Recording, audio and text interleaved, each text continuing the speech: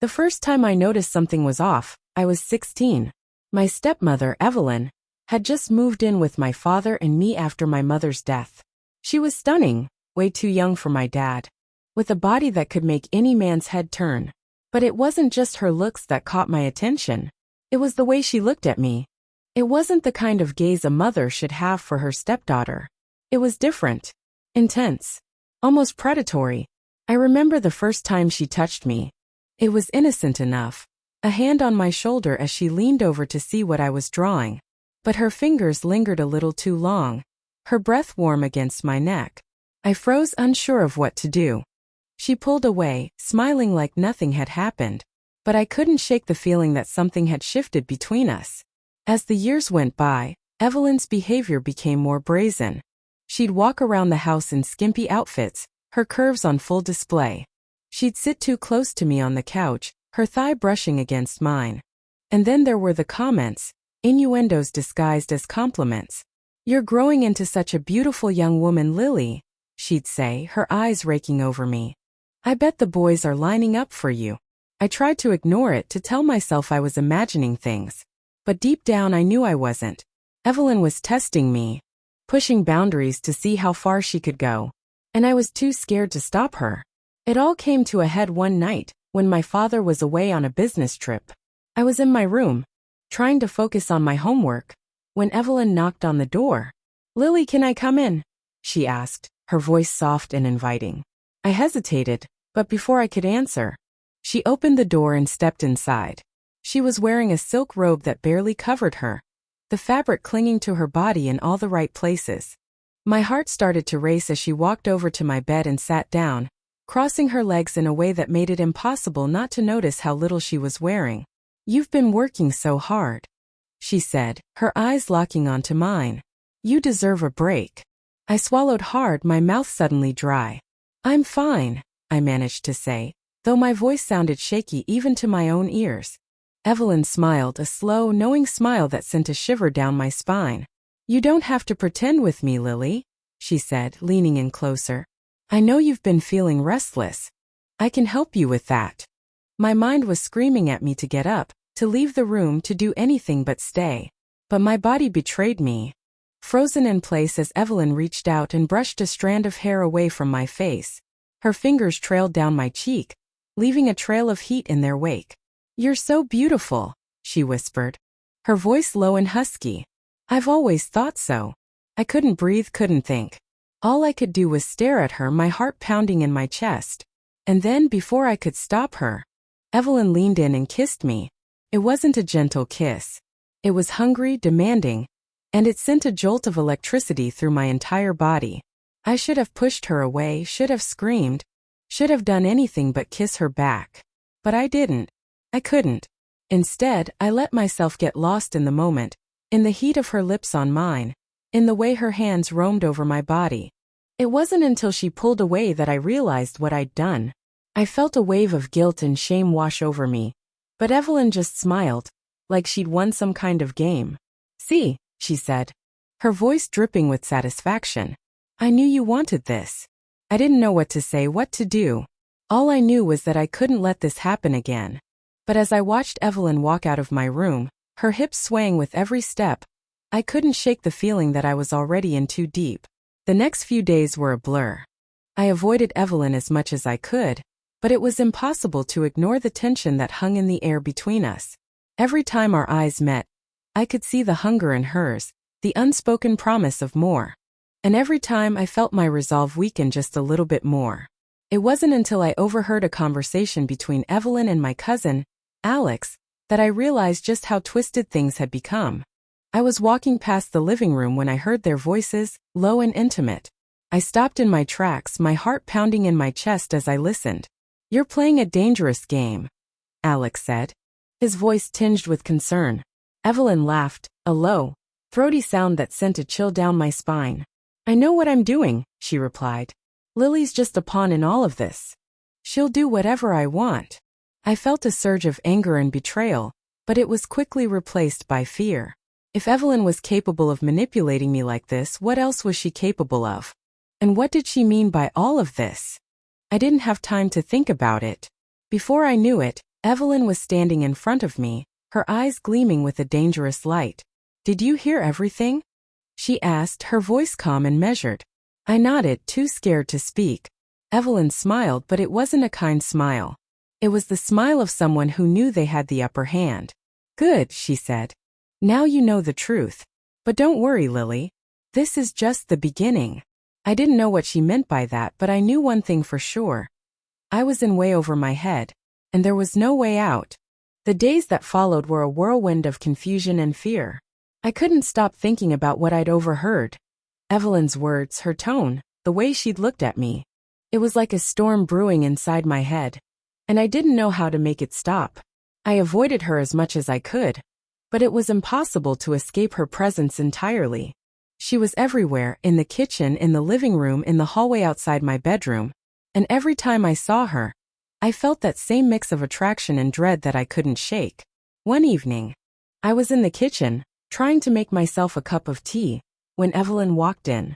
She was wearing a tight black dress that hugged her curves, and her hair was down, cascading over her shoulders in waves.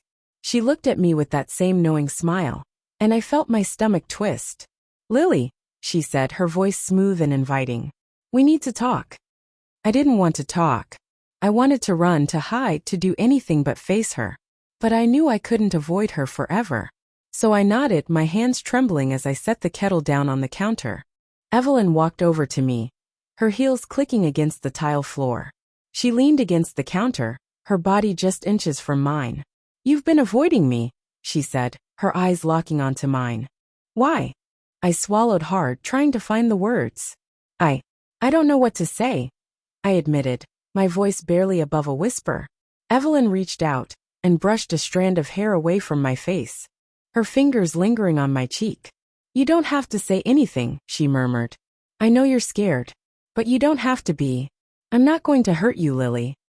Her words should have been comforting, but they only made me feel more uneasy. I wanted to believe her, but I couldn't shake the feeling that there was something she wasn't telling me. "What do you want from me?" I asked, my voice trembling. Evelyn's smile widened, and she leaned in closer, her lips brushing against my ear as she whispered, "I want you to trust me." I felt a shiver run down my spine, and I knew I was in trouble. Evelyn had a way of getting under my skin, of making me feel things I didn't want to feel. And no matter how hard I tried to resist, I couldn't. "I don't know if I can," I admitted, my voice barely audible. Evelyn pulled back slightly, her eyes searching mine. "You can," she said firmly. "You just have to let go." I didn't know what she meant by that, but I didn't have time to think about it. Before I could react, Evelyn leaned in and kissed me again. This time it was softer, more tender, but no less intense. I felt myself melting into her, my body betraying me once again. When she pulled away, I was breathless, my heart pounding in my chest. Evelyn smiled, her eyes gleaming with satisfaction. "See," she said softly. "That wasn't so hard, was it?" I didn't know what to say. I felt like I was losing control, like I was being pulled into something I didn't fully understand. But at the same time, I couldn't deny the way Evelyn made me feel. Alive, desired, wanted. Over the next few days, Evelyn continued to push me, testing my limits, seeing how far she could go. She'd touch me in ways that made my skin tingle, whisper things in my ear that made my heart race. And every time, I felt myself giving in a little more, letting her take control. But then one night everything changed. I was in my room trying to study when I heard a knock on the door. "Lily, it's me." Evelyn's voice called from the other side. I hesitated, but before I could answer, she opened the door and stepped inside.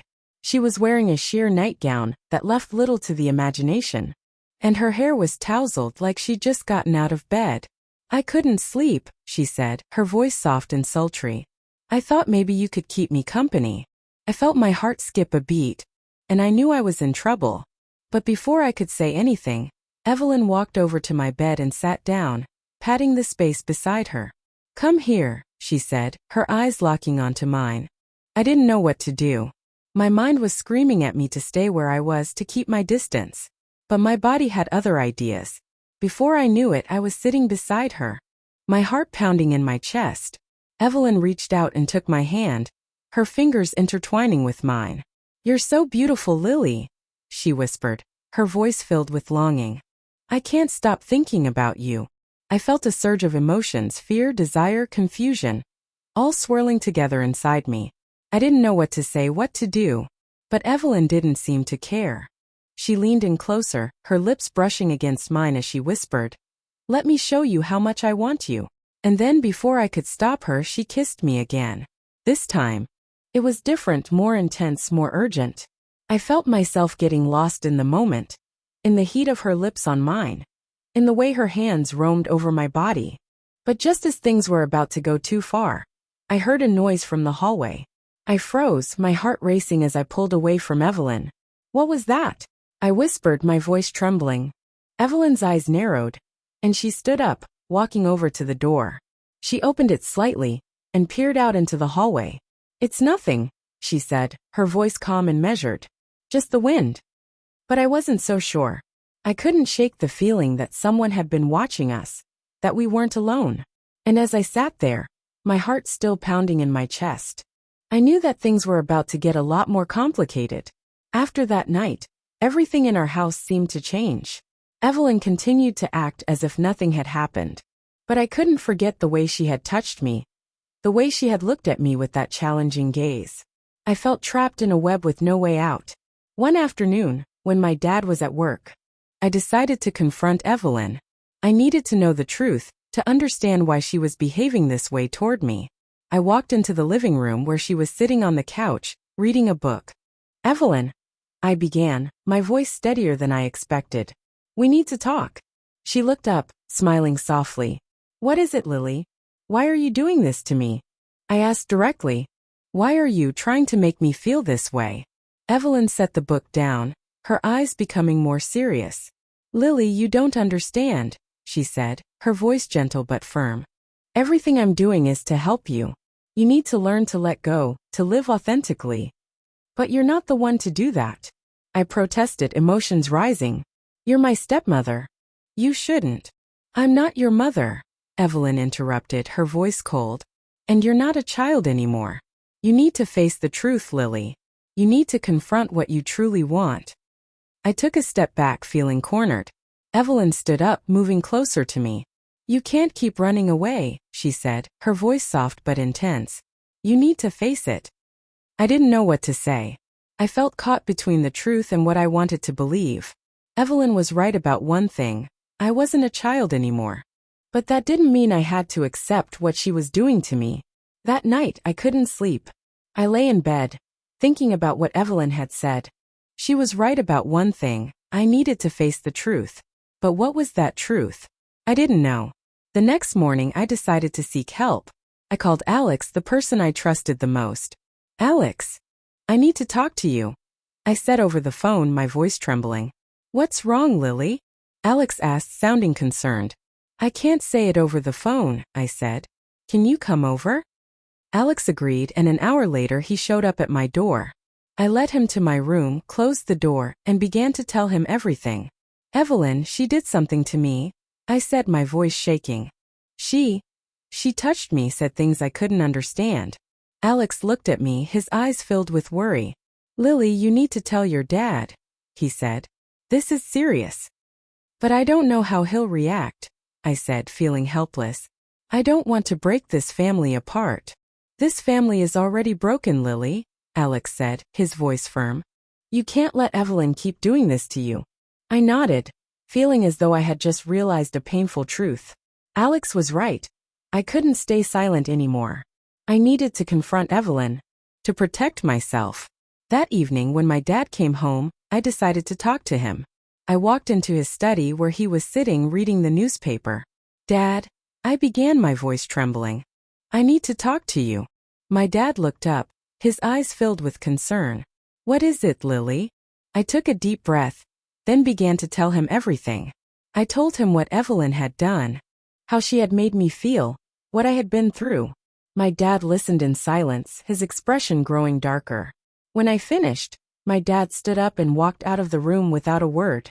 I heard him call Evelyn into the study, his voice cold and angry.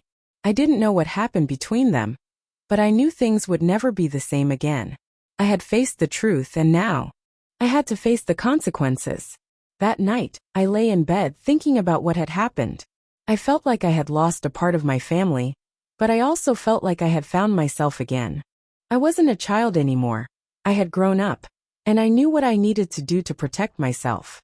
No matter what the future held, I knew I would never forget this lesson. I had learned that the truth could be painful, but it was also the only thing that could set us free. And I would never let anyone take that freedom away from me again. After the conversation with my dad, the atmosphere in the house became more tense than ever. Evelyn no longer appeared as frequently as before, and when she was present, she avoided making eye contact with me. I didn't know what my dad had said to her, but I could sense that their relationship had changed. A week passed, and I began to feel like I had regained some control over my life. However, Evelyn's silence made me uneasy. She wasn't the type to give up easily, and I knew she wouldn't let things end so simply. One evening as I was sitting in my room, I heard a soft knock on the door. "Lily, can you open the door?" Evelyn's voice came from outside. I hesitated for a moment but eventually stood up and opened the door. Evelyn stood there, her face looking tired and thoughtful. "We need to talk," she said, her voice gentle but firm. I nodded, letting her step into the room. Evelyn sat down on the chair, looking at me with a complex expression. "You told your dad everything," she began, her voice no longer as cold as before. "Yes," I replied, trying to stay calm. I couldn't stay silent anymore. Evelyn sighed, her eyes filled with weariness. "You don't understand, Lily," she said. "Everything I did was to help you. You need to break free from societal constraints, to learn to live authentically. But you're not the one to do that," I protested, my voice steadier than I expected. "You crossed a line, and I can't accept that." Evelyn looked at me, her eyes filled with disappointment. "You don't understand," she repeated. "All I wanted was to help you find yourself." "You were wrong," I said, emotions rising. "You can't force someone to change your way. I need to find my own path." Evelyn was silent for a moment, then stood up. "Maybe you're right," she said, her voice softer. "But you need to understand that sometimes, we need someone to push us out of our comfort zone." I didn't know what to say. Evelyn was right about one thing. I needed to step out of my comfort zone. But that didn't mean she had the right to do what she did. "I understand," I said, my voice gentler. "But you need to respect my boundaries." Evelyn nodded, her eyes filled with acceptance. "I understand," she said. "And I'm sorry for making you uncomfortable." I felt a strange sense of relief. At least Evelyn had acknowledged her mistake. But I knew things would never be the same again. A week later, Evelyn announced that she would be moving out. "I think this is the best thing for all of us," she said to my dad, her voice resolute. My dad didn't say anything, but I could see the pain in his eyes. After all, Evelyn had once been an important part of his life. On the day Evelyn left, I stood at the door, watching her pack her things into the car. She turned around, looking at me with a complex expression. "Good luck, Lily," she said, her voice soft. "Thank you," I replied, feeling a strange sense of liberation. As Evelyn's car disappeared from sight, I felt like I had stepped into a new chapter of my life. I had learned that the truth could be painful, but it was also the only thing that could set us free. No matter what the future held, I knew I would never forget this lesson. I had learned to stand up for myself, to protect myself from what was wrong, and I would never let anyone take my freedom away again. My life had changed, but I knew it was a necessary change. I had found strength within myself, and I knew I could face whatever came my way in the future.